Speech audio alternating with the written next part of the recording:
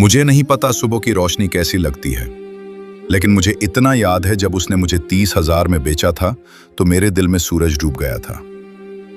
एमन एक अंधी लड़की थी, लेकिन शायद वही सबसे ज्यादा देख सकती थी। लोगों की नीयत, आवाजों का सच और खामोशी में छुपे तूफान। वो माँ के मरने के बाद सौतेले बाप रशीद के साथ रहने पर मजबूर थी, जो नशे में रोज कहता, ये अंधी लड़की मेरे किस काम की। और फिर एक दिन सिर्फ 30,000 रुपए के बदले उसे एक 60 साल के रईस को बेच दिया।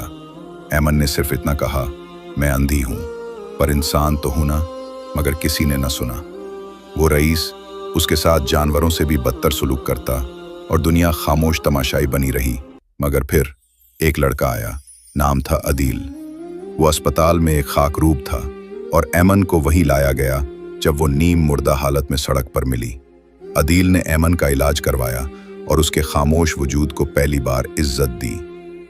माहों बाद जब एमन ने पहली बार मुस्कुराया तो अदील ने कहा, तुम अंधी हो, लेकिन तुमने मुझे वो सब दिखाया जो मैं कभी नहीं देख पाया था, इंसानियत, हिम्मत और सच्चाई। आज एमन नाबीना बच्चियों के लिए शेल्टर चलाती है और दरवाजे पर लिखा है, हमें रोशनी मत दो, हमें हक दो। और लोग पूछते हैं, क्या तुम अदील से मोहब्बत करती हो?